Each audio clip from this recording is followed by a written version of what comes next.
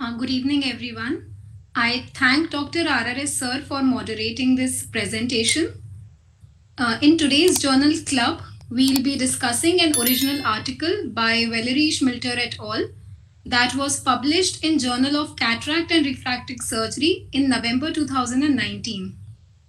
The study title is Determinants of Subjective Patient-Reported Quality of Vision After Small Incision Lenticule Extraction. The primary aim of the study was to characterize patient-reported long-term quality of vision after SMILE, and the secondary aim was to identify any potential clinical parameters that might predispose to experiencing deteriorated visual quality post-SMILE.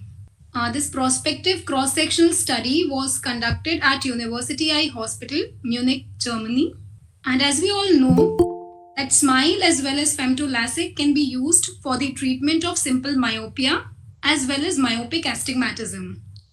But one of the shortcomings of SMILE is that there are no topo-guided and wavefront-guided treatments available with SMILE. So it has an incapability to modulate the higher order aberrations. Despite this fact, this does not seem to entail any inferior refractive or visual outcome when compared to femto. This has been well established in meta-analysis done by Shen et al. And Zheng et al. In 2016.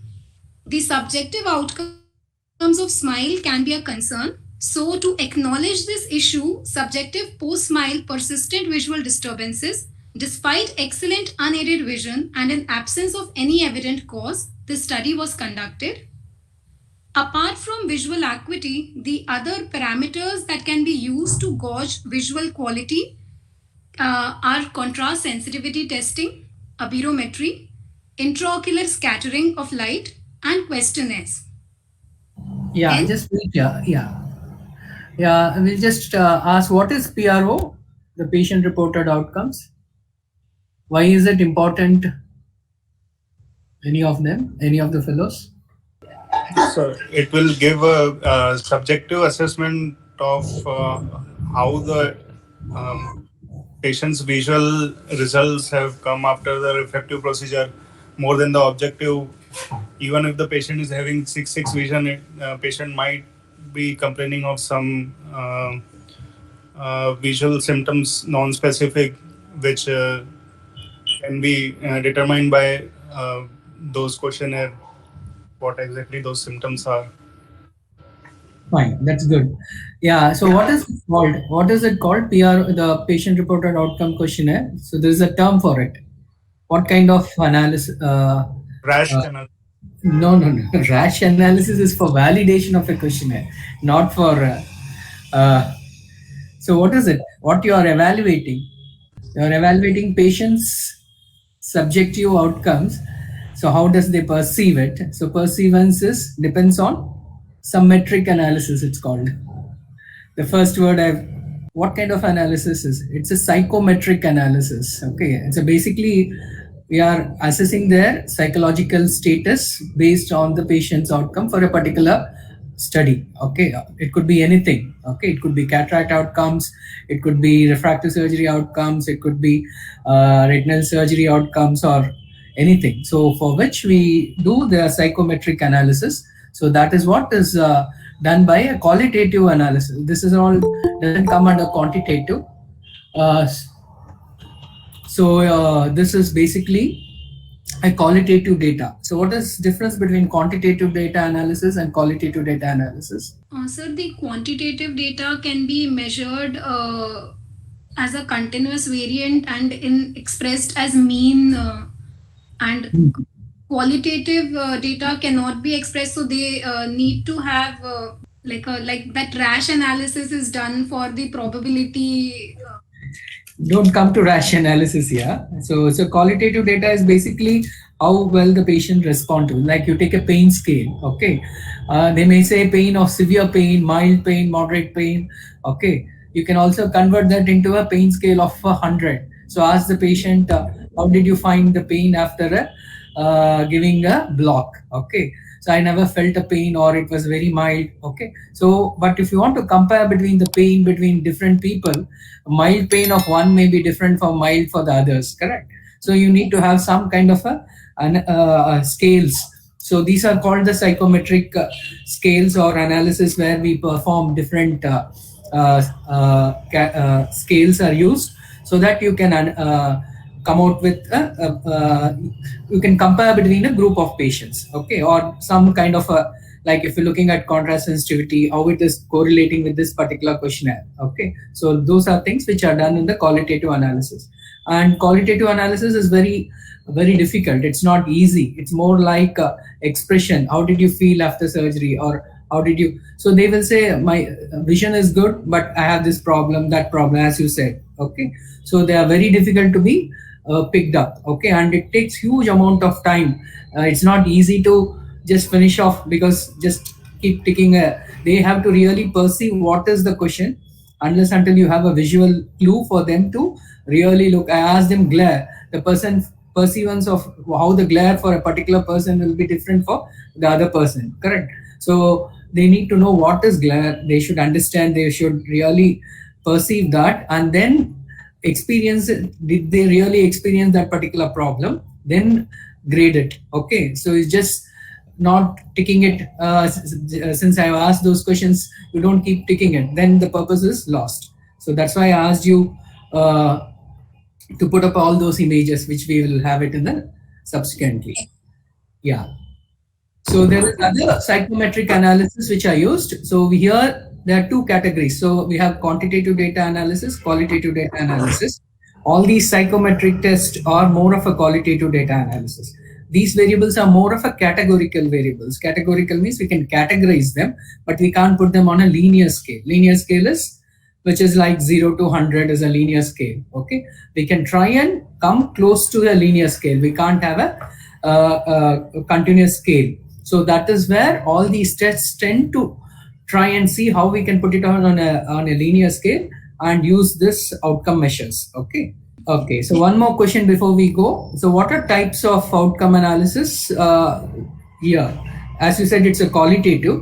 So what kind of questionnaires you have? Actually, I forgot to send the other important review paper, meta review paper on all these questionnaires. Okay, so there are two types of questionnaires which we can broadly classify. Sir, I came across this National Eye Institute Refractive Error Correction Quality of Life Questionnaire.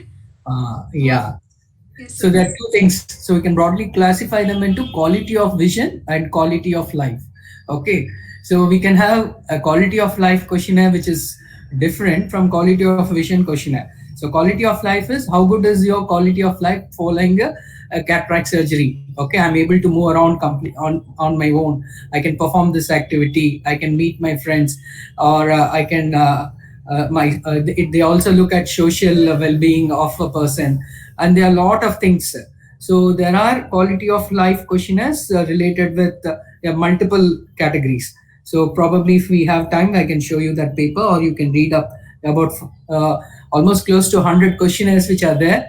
So they are standard questionnaires there, and how they also categorize them into multiple groups. And this review paper is very good. I think is by the same author itself. I think Colin one who developed the quality of life questionnaire. Yeah, he is also one of the author. It is called Quality Assessment of Ophthalmic Questionnaires Review and Recommendations. Okay, so you can all read up that paper. I'll just add up at the end of the session into the same link so that you can read on that.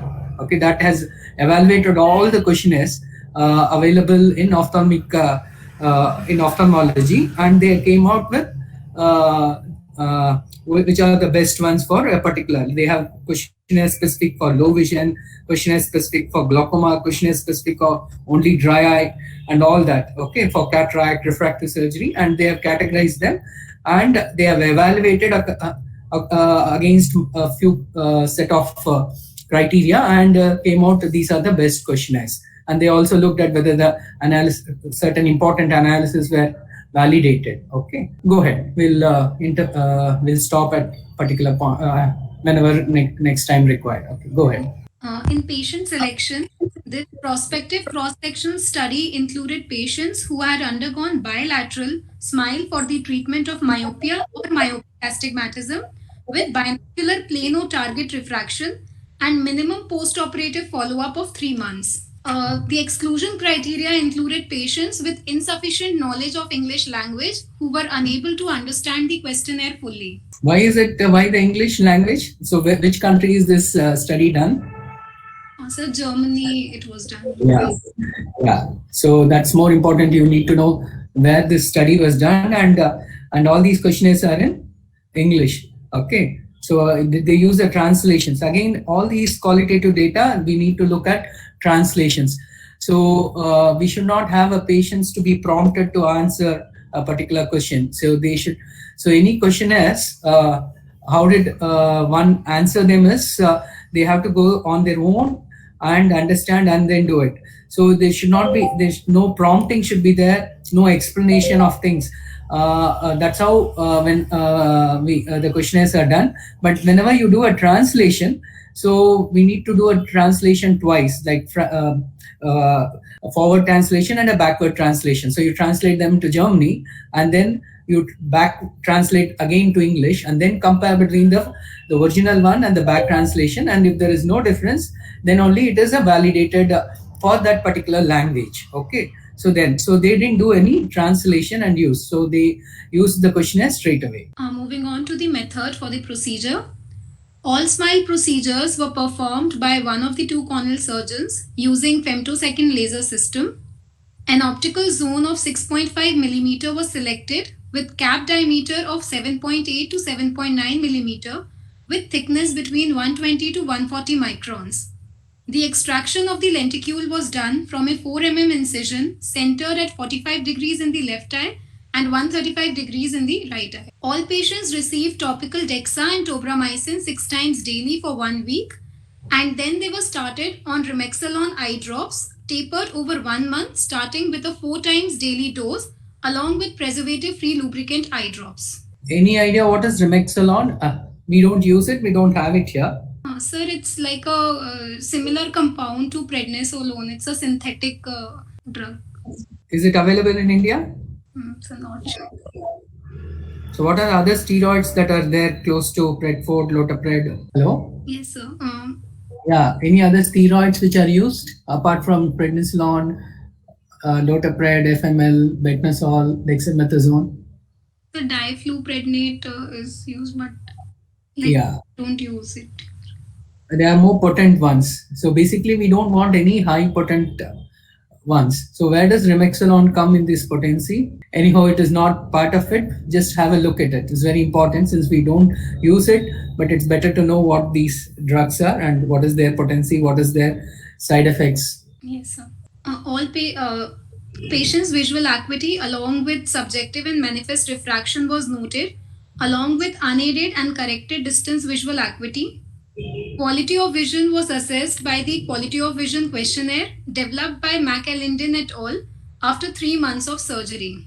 So this questionnaire, it uses a rash analysis that gives a probabilistic measurement of patients' perception of symptoms.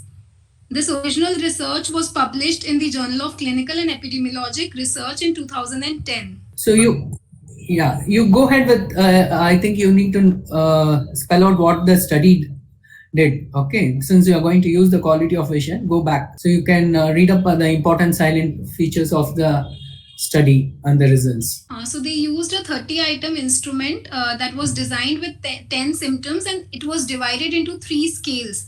Each symptom had a frequency, severity, and a bothersome.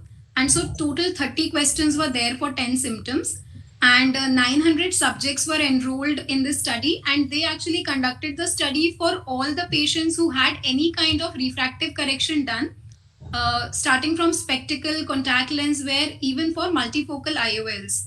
And then they performed an analysis and validated the results after filling up the questionnaire. Then they had validated the results. So they validated against what and all things. So this is very important. Actually, they did a very good study. I think everyone need to read up, because if you're going to use the quality of vision questionnaire, so this is they had 900 subjects, and all of them of different categories of refractive errors or treatments.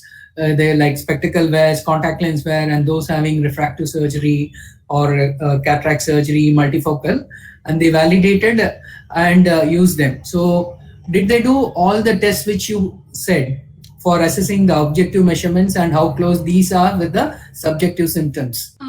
Yes, sir. They did. The aberrometry was done, sir, and contrast sensitivity was done. Aberrometry was done. Yeah, so that's very important. They actually validated all those whatever you have looked at, and compared it with their questions of the 10 symptom questionnaires in relation to their frequency, how frequently they have these symptoms, how severe if they have, how severe are these symptoms, and is it if it is severe or is it bothering them or not bothering them. Okay, so these are three things which they looked into. Okay. Yes. So the questionnaire is so well validated. So it has been, so once it has been validated, then only we can use this questionnaires. If it has not been validated, I can develop one questionnaire and then use it for my study. Then it cannot be compared with similar studies. So that's the reason we have to do it on a huge number of subjects. Okay, and they should have the tests which are important, like contrast sensitivity, visual acuity, and all those things, and then compared it. So these are basically related with quality of vision. So they need to know and measure each of these categories, and then if they have this, there is a drop in contrast sensitivity. How did they answer the questionnaire? So it cannot be in one subject. So they did it in almost 900 subjects. So, and they had a very detailed study analysis, and then I think we're not going to details of what these specific tests are: principal component analysis, differential item functioning, all that. So then once they have validated, and now this questionnaire is being used across for various quality of vision outcome measures. Okay, so this is a validated questionnaire which can be used in any of the outcome measures. Go ahead.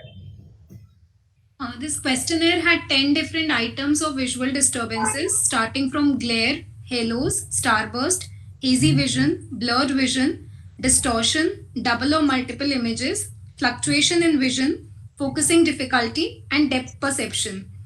Except for the last three symptoms that are illustrated, other all had a standard image for comparison. So this was the questionnaire. I had taken this from the original article of McAlinden. And these are the pictures that were used for every symptom: glare, halo, starburst, hazy vision, blurred vision, distortion, and double vision. So this is very important. So when you ask them, do you have glare? So that's where their perception of glare is going to different. Once they see the image, what is glare, what is hazy vision, what is distortion, what is blurred vision, then they will answer the questions properly. So that's where these questions had the validation was so good, and they have published these images, which are standard images, which are used for assessing these kind of quality of visions. Go ahead.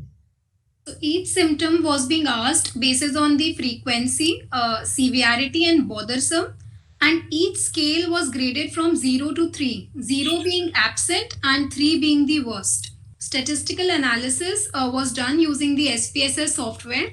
Normality of data was represented by histogram frequency analysis and the Shapiro-Wilks test.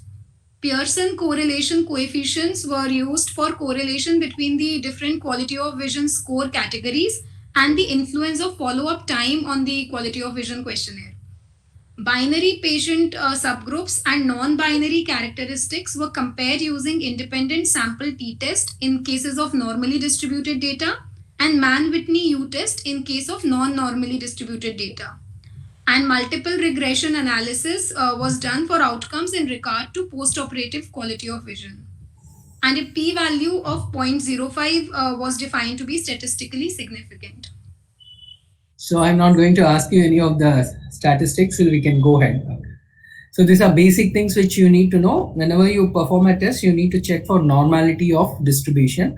If it is normally distributed, then you can use all the parametric tests. When the data is not normally distributed, I think you all know what is normal distribution. when the data is not normally distributed, you have to use what is called non-parametric test. Coming to the results, the 394 eyes of 197 patients were included in this prospective cross-sectional study. The mean follow-up time was 24.3 months, plus minus 14.1 month. The mean post-operative manifest refraction was 4.43 diopters, plus minus 1.94 diopters. And there was no intraoperative or post-operative complication that was encountered. So coming to the figures, this was a figure 1 in the journal. The A diagram, it represents the visual acuity pre and post-op. So the purple bars represent the it's the post-operative unaided distant visual acuity. So 100% of patients had better vision than 20/40 and 99% patients had better vision than 20/20.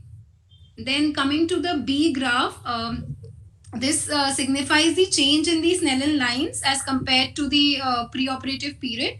So almost like 53% patients had no change and only 1% patient had loss of more than 2 lines, and 10% patients said that they had gain of 2 lines. And third was the spherical equivalent chart. So only few were outliers and they were overcorrected and none were undercorrected. And in the D chart, post-operative spherical equivalent refraction, so most of them fell in the group of from minus 0.5 till plus 0.5. Most of the patients were between those groups. Yeah, just wait here. Go back. I think others can answer. So what are these graphs called? There are some terms used in these graphs which are important. Can anyone say? Any of the fellows? So have you seen these graphs anywhere before? So, this C1 is a distribution plot. The other are... So you have not read or gone through refractive surgery at all? Papers related with refractive surgery. So these are standard refractive surgery outcome measures which has to be published for any kind of publication. All these outcomes has to be in these graphs. So no publication will be accepted if the data is not in this format. Okay. So they have, if you go to JCR, I think this is under Journal of Refractive Surgery. So they have published the standards how it has to be done. So there are a few terms which are used. So which is called accuracy, efficacy, safety, and stability. So these are few things which are very important. So one is safety. What is safety? Which graph looks at safety? Anyone? Any of the fellows? Very simple. Sir, the C graph that has was it overcorrected or undercorrected? No, I said it's safety. It's very clear and it is put it up in bold letters. So the B chart, where there is loss of... Good. That's safe. Yeah, so they say, well, what did it say? At 24 months post-op, 2 or more lines loss is seen only in 1% of patients. Correct. Which is very good. So it is safe. So I can say that this refractive surgery is safe. So there are no specific cutoffs for each one of them. But when you want to compare between 2 refractive surgeries, I can say, so this procedure is safe compared to that particular particular treatment. So the B goes for safety. Then efficacy. So when you talk to the patient, so if whoever is posted with me, I would have talked to the patients when refractive surgery, what do we say to them? So efficacy and accuracy, which is important. How do you look at? So probability of getting an uncorrected full vision and then undercorrection or overcorrection, like the chances of having a residual power. Yeah, so you look at D. What did it say? What do we say to the patients? When I do a femto or epiLASIK or LASIK, I say 95% of them will get close to 0 or less than 0.5. Okay, so all these are coming from this data. So if you see here, they have put anything less than 0.5 is 83% will get less than 0.5, 98% will get less than 1. Okay. Then again, very important regarding efficacy is also look at, is there any loss of vision? Okay. So we look at pre-op corrected distance visual acuity versus post-op uncorrected distance visual acuity, and then check how many of them really get 20 by 20 or more. Okay. So this is how we look at. And then the final one is the regression analysis, basically looking at, so this is a very important one if you want to do your nomograms or correct your refractive procedure, because each mission has its own efficiency and all that. Okay. So even though you set a particular energy level, does the ablation occurs at that particular level for each refractive error? So there are corrections which happen, and all these corrections can be done using this attempted versus what achieved spherical equivalent. So this is basically looking at what is your spherical equivalent for which you have done, that is the attempted one, and what is your, so if you get a straight line crossing 0, and then means it is almost like absolutely y is equal to x, that means there is no difference, that is a perfect linear regression. Okay, so you can see there is a scatter between the straight line, and these are the standard deviation lines, which are like, it can tell you whether it is overcorrected or undercorrected, and then it will give you a regression equation telling you how much it will overcorrect, how much it will undercorrect for particular power. So if you have a spherical equivalent of 8, what will I do? So what will be my what could be the achieved spherical equivalent? So you just substitute x with 8 diopters, and then you will get a value. So which will be 8 into 1. So 8 plus 0.2, so which is almost like you attempt 8, you will get something like 8.1 or so with your achieved spherical equivalent correction. Then we also have something called R square. R square tells you how good is the fit of linear regression. So it says in 95% of time. So it is usually given in 0.95. So the 0.95 is equal to 95%. So I'll say the R square is coefficient of determinants, which will tell you it has a fit of how good is the fit. The fit is 95% in this particular study. So the equation answers 95% of the data distribution. There is still 5% of data which is not explained by the regression equation. Okay. So these are some of the things which you need to know from outcomes of refractive surgery. Go ahead. Then there were stacked histograms made for frequency, severity, and bothersome. So the green, dark green part represents that they never had that kind of symptom, and the dark brown represented that they had very often of that symptom. So in this, we can see that the blurred vision and starburst were the most often frequent symptom that was encountered in the study, and least encountered was distortion. And then for severity, glare was the most severe and distortion being the least severe. And in bothersome, the fluctuation of vision and blurred vision were most bothersome, and distortion and double images were least bothersome. Then the table 1, it shows the descriptive statistics of patient-reported quality of vision results. So the higher the respective quality of vision score was, the more frequent or more severe or more bothered the patient perceived the itemized symptom. So the frequency was the maximum, and severity was more than bothersome. And this was also correlating with the regression analysis that they did. The post-operative time showed no statistically significant correlation with overall symptom frequency, severity, or bothersome. However, coming to the subgroup analysis in table 2, there was no sex-related difference noted, no contact lens wear-related differences, but patients who were older than 40 years of age reported significantly more severe visual symptoms than patients younger than 30 years of age. And with respect to preoperative vision, patients with a preoperative binocular corrected vision of 20 by 12.5 or better showed higher postoperative bothersome scores than other categories. So this is basically those patients who had very good vision, like 6 by 4 or 6 by 4, 4.5. So they are the people who are going to be more sensitive if there is even a small change or drop in vision. So that is easily understood. And the problem is those patients above 40 years, they may all have some other issues related with presbyopia. So they may be expecting that smile would correct more of even near than distance. So that may be the reason why those patients above 40 years would have been complaining more. Okay, because less than 40, they don't have any issues related with presbyopia, early onset presbyopia or so. In the treatment subgroup analysis, there was no statistically significant difference noted.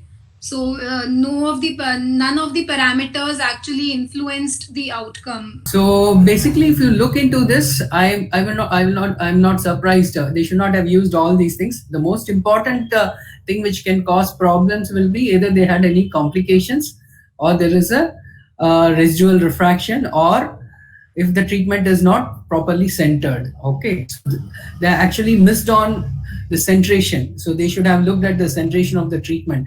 If there is decentered treatments, that is because we can't correct decentration in these patients, because in SMILE compared to refractive surgery, what is the main difference? Any of the fellows, what is the difference between SMILE and any other laser-based refractive corrections? Sir, there is like the suction is on for like when the laser is being given.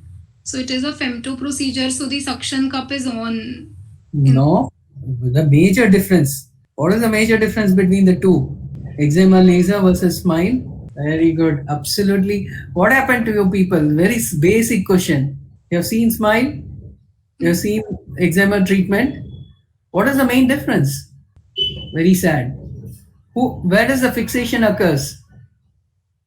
Who controls the fixation in each of them? Can you control the fixation in SMILE?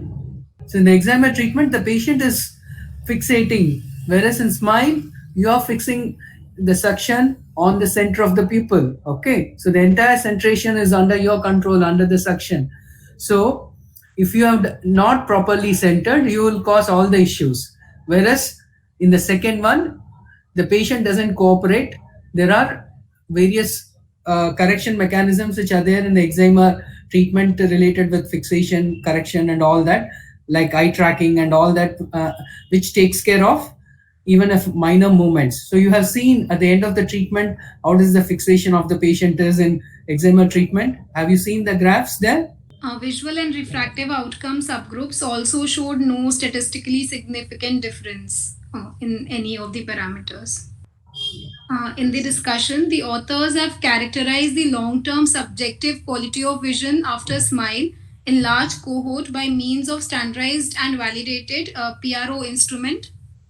They address the issue of common consent regarding optimal rating scales formatting for assessing subjective quality of vision. The advantage of using the QOV questionnaire by McAlindon was that it represented a functional and powerful rating instrument which was already developed, validated, and scored. So, and the advantage of this study was that normative values for QOV have not yet been established, and this may be used for intrasubjective monitoring of QOV over time and for inter-patient comparisons. There is only one previous report by Clichy et al. Who used the QOV questionnaire to assess a short-term visual quality after myopic SMILE during the first post-operative month. But they use the mean score rather than rash analysis. And other studies employed a conventional self-developed questionnaire or visual analog scale to assess patient-reported outcomes after SMILE. This study reported long-term visual symptoms after SMILE as fluctuation in vision and glare, which were concurrently perceived as the most severe and the most bothersome visual disturbances. This result was in accordance with other studies conducted by Ang et al., Yu et al., and Demgar et al. All these three studies had 3 months follow-up, whereas in this study, there was a 24-month follow-up period. The authors conclude that this fluctuation after smile is not only during the short-term post-operative period where temporary tear film problems can be detrimental to the visual quality, but they also play a role in long-term post-operative period. The shortcoming in this conclusion is that this comparison was qualitative in nature rather than a valid quantitative comparison because of different questionnaires that were being used for each study.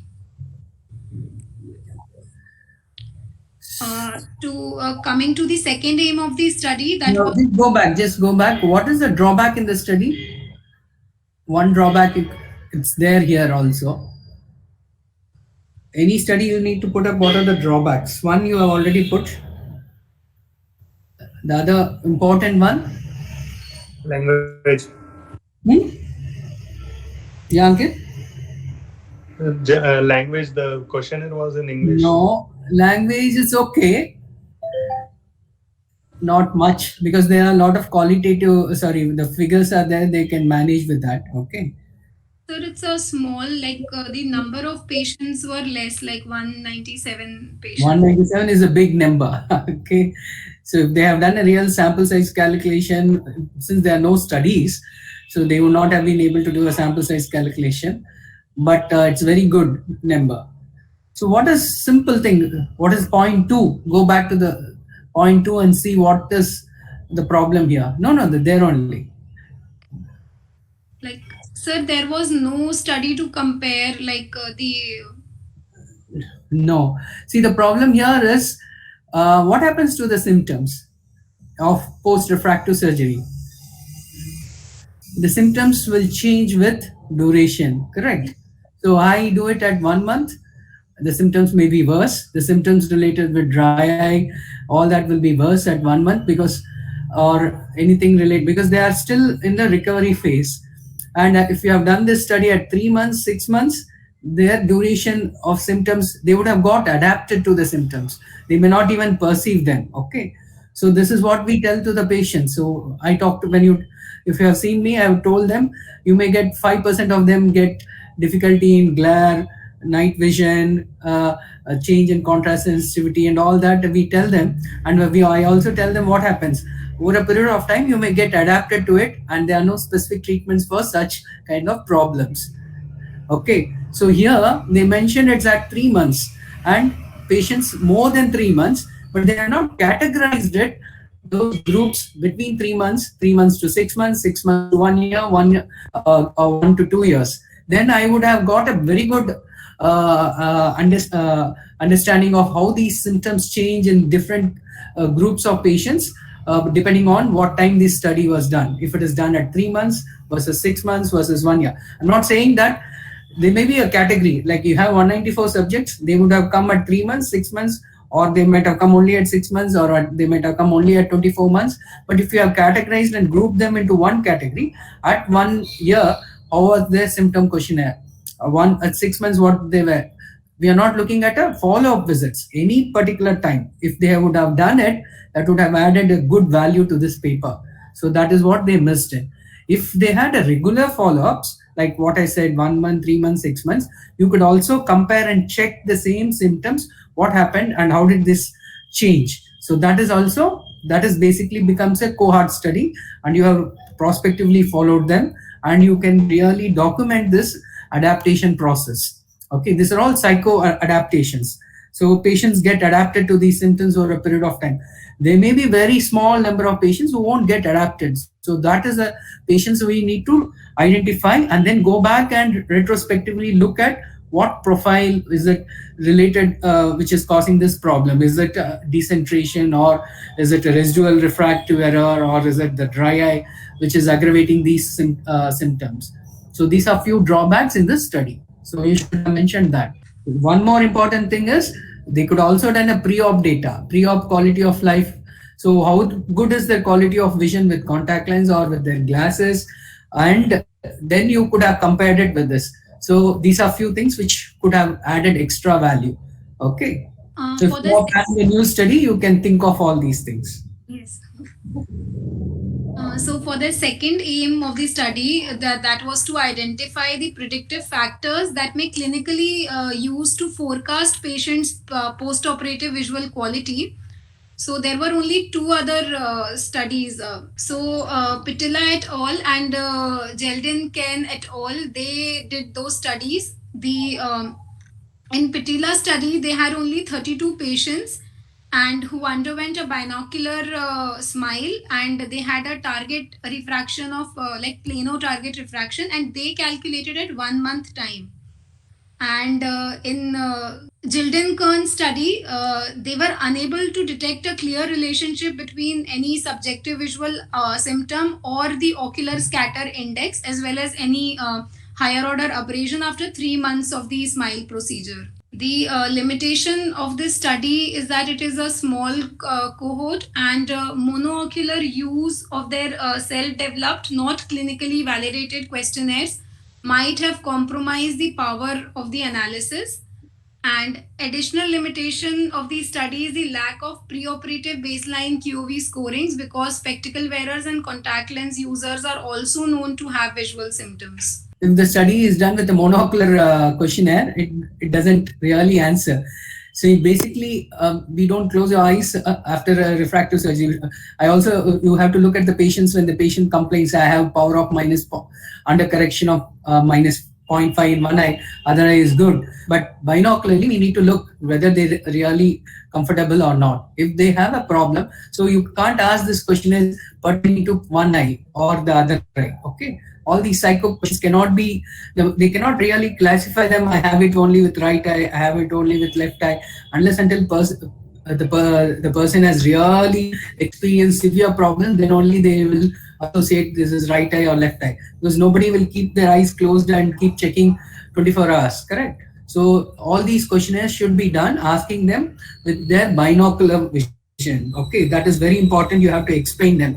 So what will happen now, they will have glare with one eye, the other eye they may not have. The haziness, because of undercorrection, they will have blurred vision in one eye. The other eye vision is good, but binocularly their vision is very good. Okay, so you have to explain to these patients, telling them, think as how you are perceiving it without any, when you see with both eyes, not with one eye or closing one eye, okay? So this is very important whenever you administer these questionnaires. It's just that the conclusion then. So what was known in the study was that SMILE provides an excellent efficacy and safety in the correction of myopia and myopic astigmatism. And the relationship between the objective clinical parameters and subjective perceived visual symptoms after SMILE are poorly understood. So this paper added that fluctuation in vision in 144 patients and glare in 129 patients were the predominating long-term visual symptoms after SMILE. And preoperative binocular corrected distance visual acuity of 20 by 12.5 or and age more than 40 years and inadvertent anisometropia of more than 0.375 diopters were negative determinants of quality of vision. Okay, good, Ma. So basically we took this so that we also need to do, whenever we are doing the studies, we need to look at how this quality of life questionnaires, quality of vision questionnaires can be utilized in our day-to-day OPDs. Okay. So since SMILE is starting, so I would recommend all of you to read this paper. This is a paper from, you're able to see? Yeah, so this is basically tells you about current standards or explaining about each one of them. Okay, so this is one thing which you need to look at. And the other paper which I said was, so this is the one which had actually looked at the 43 review of all the questionnaires which are available. So they have analyzed each one of them. So this is like something like a meta-analysis. So quality assessment of ophthalmic questionnaires, review and recommendations. And this is also done by the same author. So if you go back, they had looked at, identified about 121 questionnaires. They cut down to 48, which are patient-reported outcomes, and then grouped into 9 diseases. So they had glaucoma, dry eye, cataract, refractive error, macular disease, amblyopia. And they also classified them into adult low vision and children low vision and others. And they assess the quality assessment, how this. So I'm not going to go into this. So of our interest, we have. So just take you to the discussion. So they are in the dry eye and ocular surface disease. So they have identified about 3 ocular surface disease index, dry eye questionnaire, and McMoney's questionnaire. So even though the other 2 are more used, McMoney's questionnaire has all the best, like the quality of life questionnaire analysis. So they have done the rash based and all that, and they also have ocular comfort index. So this is other one dry eye specific instruments which are used, and they have done the rash analysis. So then we have cataract. We also have, this is more of a quality of life questionnaires. So the NEI visual function questionnaire and Indian visual function questionnaire, and VRF, the refractive error is basically the quality of life, quality of vision questionnaire is more important than the quality of life and refractive errors. So there is a nice table which summarizes all of them. Recommended the higher quality patient reported outcome. So you can also read this paper. I think this paper I've already shared with you, so I'll share this paper also. Okay, if there are no more questions, I think we are in time. If I have any questions, we can clarify. Okay, thank you. I think we are in time, perfect time. Thank you, Dr. Sudhir and Mano Kamna. Thank you. Quite a learning experience. Good. Thank you, sir.